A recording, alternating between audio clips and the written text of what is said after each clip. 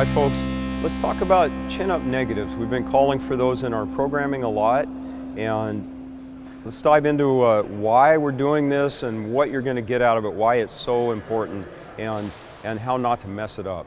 You can go through the motions with this and kind of waste your time, right? So here's the points about chin-up negative, all negatives really, but in this case we're talking about chin-ups. First thing we want to use, the first thing is we want to use the assistance, the help that we're getting to, right from the beginning, establish that we're getting complete range of motion. So Zach is going to jump up here, and this is something that it's easy to miss. We see folks miss this a lot. Chest to bar. If you don't start with the bar pulled into your chest, like actively driven into your chest, like actually trying to leave a mark on your chest from that pressure, if you don't start with that full contraction at the top, you're missing an important piece. In fact, the most important piece. The top couple inches of this motion are where a huge amount of the developmental progress is going to come. So starting from chest to bar, you'll notice there's some pressure on his foot. He's using his feet to help him out here, and now slowly lowering. And look what he did. He picked his foot up, but kept control. Let's see that one again.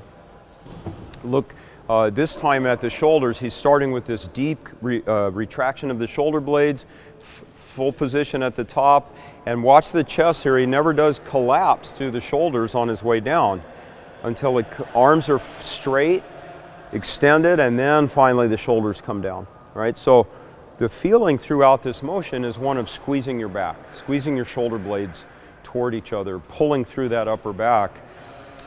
From the first instant, all the way down through, arms extended, and then finally letting go at the bottom. We've been calling for assisted pull-ups a lot because most folks don't have the strength to control this range. What Zach has been showing here is a little bit of assistance at the very top, that last inch or two that gets him that full range of motion. Let's look at it without that. Did you do it without that last time? Yeah, last one. I'll do it again. So now, as you get stronger, you can actually control that top position. We'll frequently ask for a hold at the top, then a nice, slow, controlled negative. We call out the parameters there in our tempo prescription. The last point about this is, can you show one time shoulder collapse? So Zach's going to mess this up this time by hunching his shoulders forward. He's still controlling that motion down, so it might look to you like a win, like you did that, but it's a fail because hunching the shoulders, allowing your back to move under a load. So think of it this way: your shoulder blades have to be pinned into the right spot and maintained there regardless of where in the motion you are, right through the full range of motion, top to bottom. Another point, and we've talked about help at the top, and I keep talking about help at the top because that's the position folks get into trouble. The top, for a lot of people, pulling through the middle range of the chin up, once you have your first one, it gets to be fairly straightforward. It's not that hard. But this top 2 or 3 inches is where upper back strength becomes the predominant factor and where most folks run into trouble. With that in mind, it's really common to see this. Folks start in the right position, and as soon as they take away the support, drop or plummet 2 or 3 inches and then control the rest of the motion, and that's absolutely not good enough. What we have to do is establish control, control, control, control, control. And if that means that you're using assistance during part of this movement, maybe the top few inches, what Zach just showed, top few inches of assistance, and then he took that away, and could absolutely use that assistance where you need it.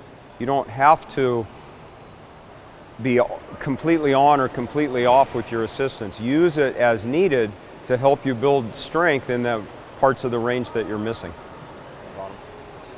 Same thing happens at the bottom of the motion. A lot of times folks will drop, kind of like horse racing for the barn here. Stop that.